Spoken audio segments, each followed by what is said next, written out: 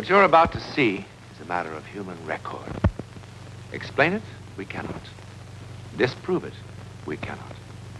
We simply invite you to explore with us the amazing world of the unknown, to take that one step beyond.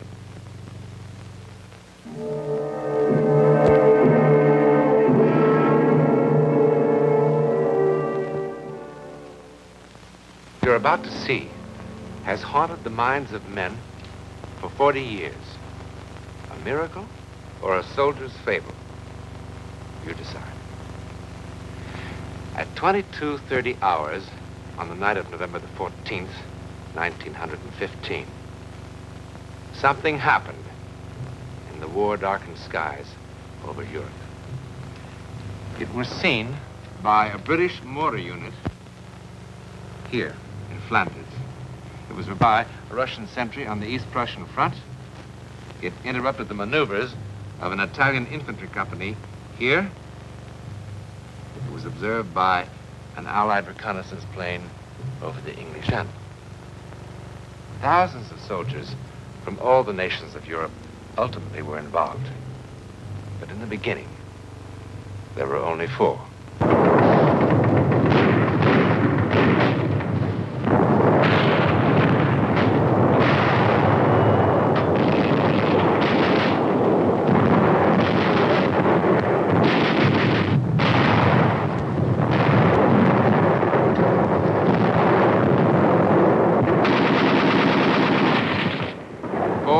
Soldiers, an unimportant patrol on a trivial mission, set out on this gloomy November night in 1915 to attack a minor mortar position, kill a few enemy soldiers, and return to its lines.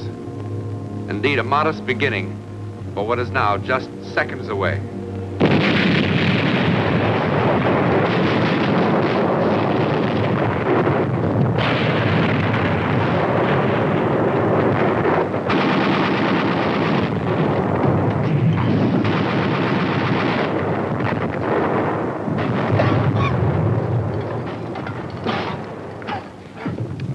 Think of all the pleasant things a man of my sensitivity could be doing tonight. Watching the ballet, playing the piano, enjoying vintage wines. A night like this is good for only 2 things: picking pockets or making love. And on your feet.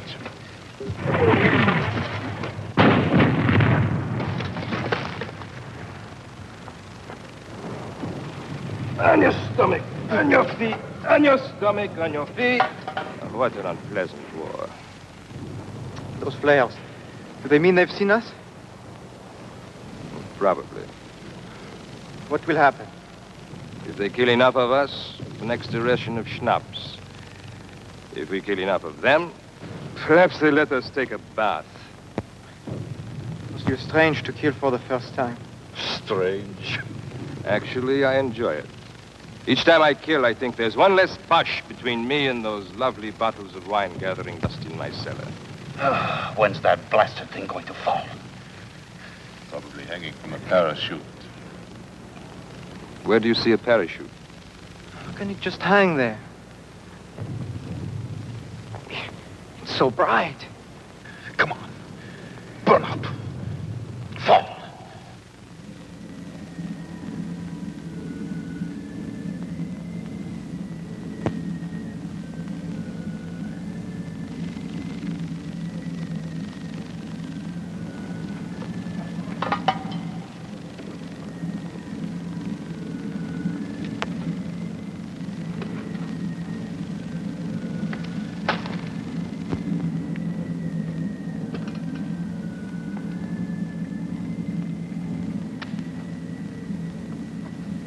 Get down, you fool. Get down, you'll get your heads blown off. Come back here. Come back, pick up your guns. Come back here. What are you running from? It is only a dirty bush. Think it is just a flare.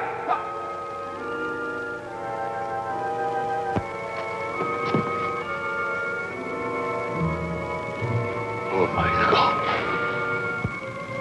My God.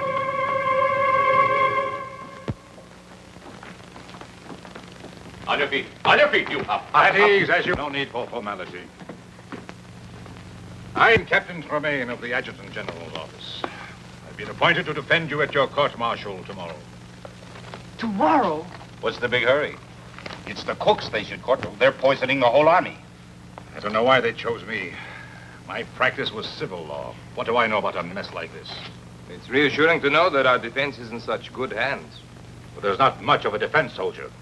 Obvious what happened. The charges say it all. Cowardice in the face of the enemy. Cowardice! It wasn't that at all. Quiet. Show respect. But I wasn't afraid. I mean, I was at first, but it wasn't that. Do you know who the prosecutor is? Major Lamar of the High Command, that's all. I've just been a captain for the last 2.5 weeks. I don't suppose the captain would be demoted if he should lose his case. Oh, don't worry about that. He'll lose all right. It's bang, bang, bang for us. Well, how can I win? It's all here in black and white. At a time when the Boche are defeating us everywhere, Lamar will eat me up alive. Well, I'll do the best I can. But you'll have to be absolutely honest with me. No need to hold back anything. Sergeant Vai, look at this record. I just don't understand it. The Croix de Guerre. What happened? How could a brave man like you run from the enemy? Ask the others. I'm asking you.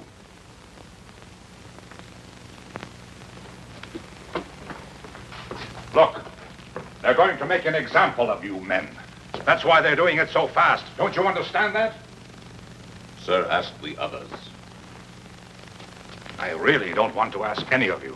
I don't like to defend cowards. Why do you call us cowards? What did you want us to do? At first I was blinded by the light. I couldn't see anything. And then I wasn't in the shell hole anymore. I wasn't. I was home. Home? Yes. I was home. No, it wasn't my imagination. I was really there. It was morning. I was in the kitchen. Mama was pouring milk for breakfast. And Papa was putting on his working shoes and talking about the day's work. My little sister was there. And through the window I could see the sun, the way it hit the fields. And a flock of birds. I was home. And I was happy. And then I felt the rifle in my hand, and I thought, what am I doing with this? So I threw it away. I was home. In the middle of the battle, a light blinds him, and then he's at home. Has a doctor examined this boy lately? Look, why don't you let us alone? Did we ask for you? No, and I didn't ask for you. All right, then, goodbye. There is no way to speak to an officer. Get him out of here! Pauline, shut up or I'll bat your head in. Do you want to know where I was? Well, listen to this, Captain Fancy Pants. Let me tell you where I was. I was on the deck of the Montes. A rusty little freighter carrying pig iron from South America to Marseille. Flopped on the forward deck, just taking it easy. I never felt like that in my whole life. I was free. I could breathe. There was nobody in the world that I wanted to punch in the mouth. I wanted to stay like that for 100 years. A part of everything. Everything. Tell me I wasn't on that boat. And I'll make you eat all those pencils.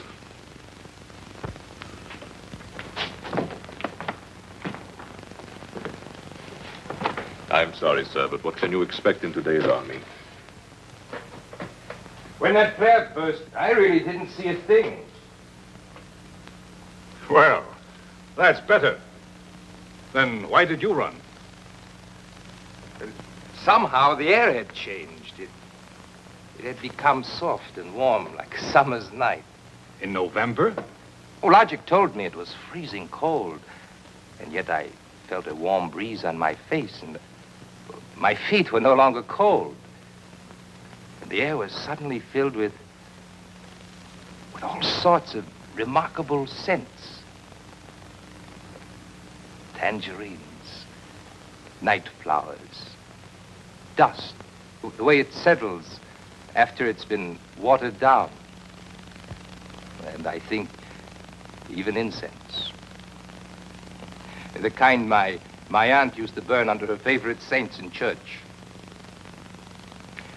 Feast of odors after the stink of war. I felt an exaltation, a love of life. And the gun in my hand suddenly felt obscene.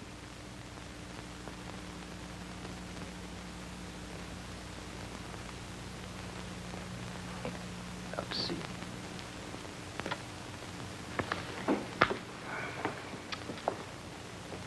Sergeant, sometimes on a patrol, it's no secret, the men take along a little brandy in their canteens to keep warm.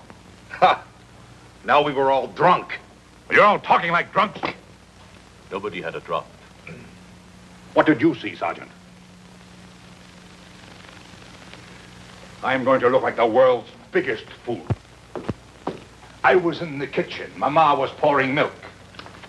I was on a freighter, carrying pig iron. Like incense my aunt used to burn under her favorite saint. They'll laugh me right out of the courtroom.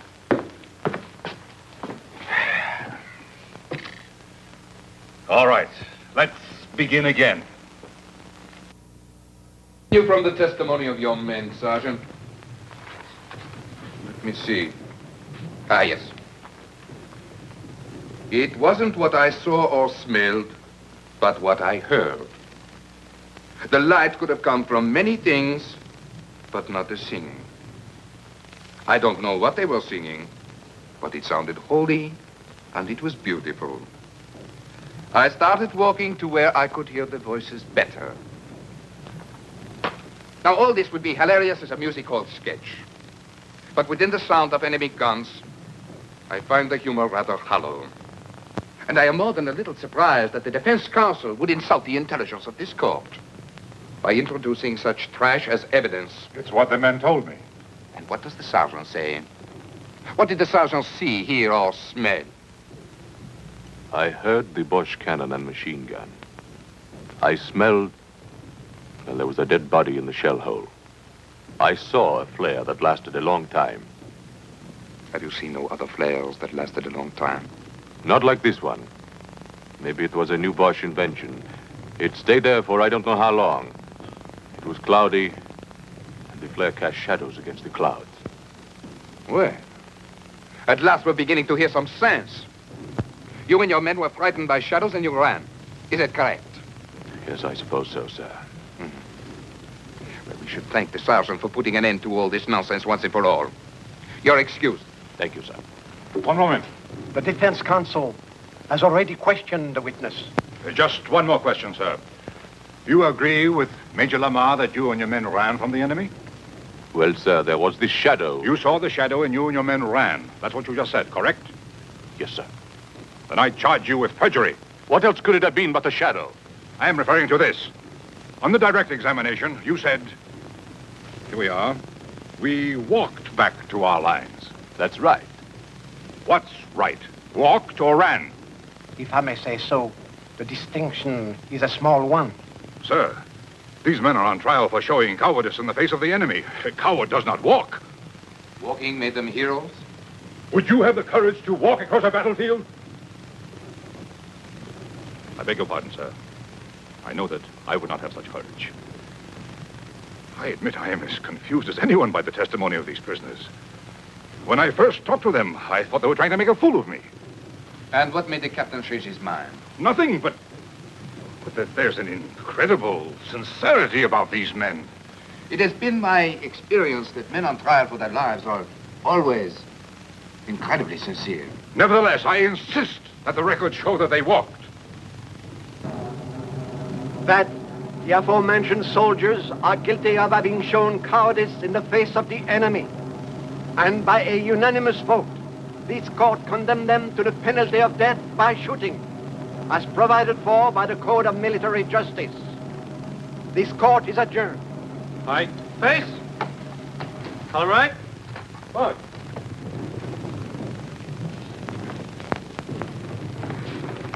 Cheer up, Captain. We did a good job. better than they deserved. Are you sure that's all it was, sir? All what was? I mean what the sergeant said, that the shadow was caused by a flare. Of course. The rest is rubbish. Be sensible. What else could it have been?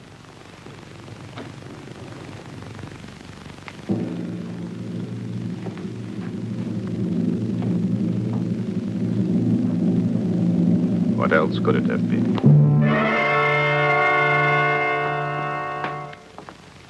Good morning. Is it? It's difficult for us to tell down here. I'm going to see the commanding general and try to get a stay of execution. You don't sound hopeful. I'll do my best. I think you will.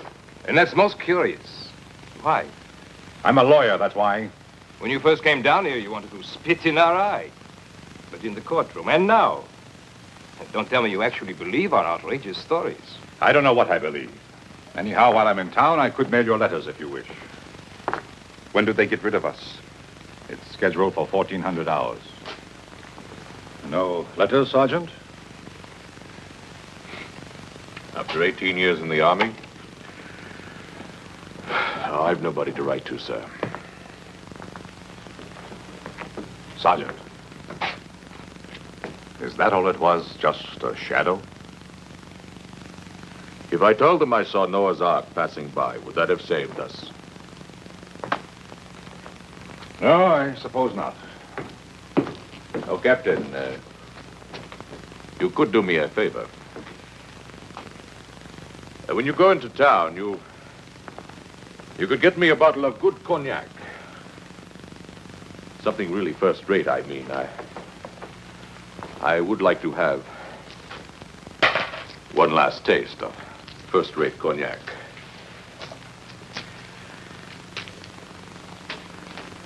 Of course. It wasn't the shadow. And I don't imagine things. I'm as hard-headed as an ox. What I saw, I saw. When I looked up, the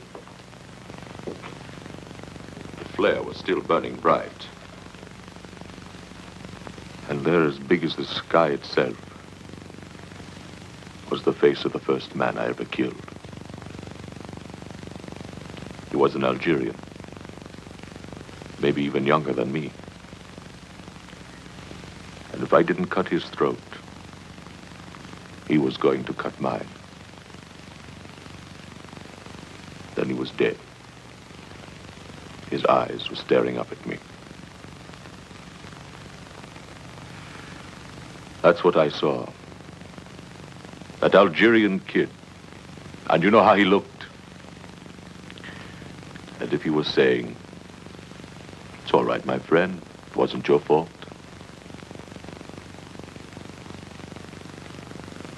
That didn't make me feel any better about it. For there I was again with a gun in my hand and a belt of grenades around my neck. And if it wasn't my fault that Algerian kid was dead, well, then whose fault was it? You think I would say something like that in court and let them laugh at me, too?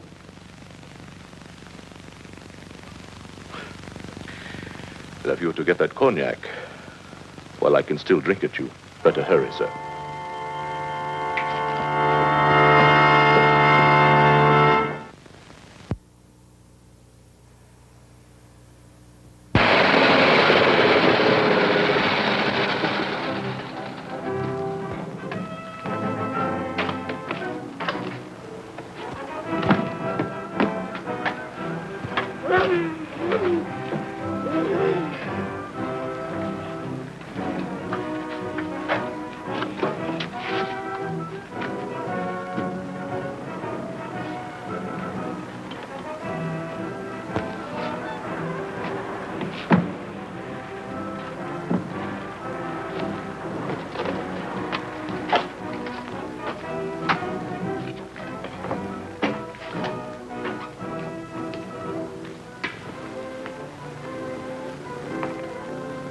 Could the captain spare a cigarette? Take them all. thank you, sir. Oh, thank you. My grandfather will be so happy. You see, we are all that's left of a family of 7. I'd like to return the captain's kindness. That's all right. Would the captain like a sack of white flour? At a reasonable price. No, thanks. Or fresh butter or eggs? I have a fine Polish ham. Does the captain need any potatoes? A gold watch, in perfect condition. Solid gold. Bite it. Not after 2. Can't be that late. 10 after 1. My grandfather thanks you for the cigarettes. Can you get me some cognac? But of course. It's got to be first class. First class cognac is expensive. Doesn't matter. I'm not bringing them anything else. Pardon? I've got to have it right away. Have to be back at the prison before 2 o'clock. Our house is at the edge of town. Get in. I'll direct you.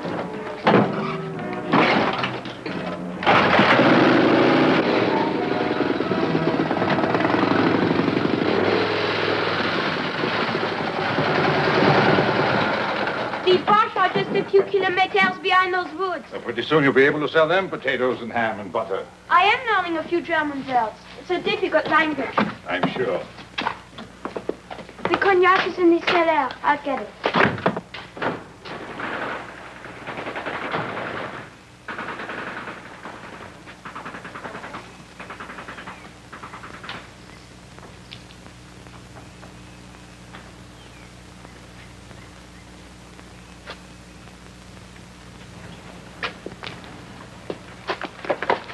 You do not need a gun. I threw mine in the river. I've been walking through the trees for I don't know how long. I'm tired. Very tired. For me, the war's finished. Let someone else call ready, aim. And let someone else call fire. And let someone else watch 10 young soldiers of the fatherland fall dead on the parade grounds. What? Warning to cowards, says the field marshal. An example. Let someone else do it. What are you talking about? What if they were telling the truth? What? Cowards. They didn't look like cowards. What are you talking about? What if each one really did see something? See something? What? You wouldn't believe me. See something? What? Where? What? There will be no execution until further notice. I'll give you my reasons later. Yes, I sent you an official order. When were you meant to be executed? Sometime late today. Operator. Operator. I want to talk to someone in the International Red Cross. Someone with authority to contact the German commander of this sector. Hurry. This is an emergency. Of everything that happened, perhaps the final miracle was the chance meeting of 2 enemy soldiers because a sergeant wanted a taste of cognac. Within 24 hours, similar reports were coming in from all over Europe. Actually, no one was ever sure of what happened in the sky that dark November night. Ours is one version of the story. There are many others.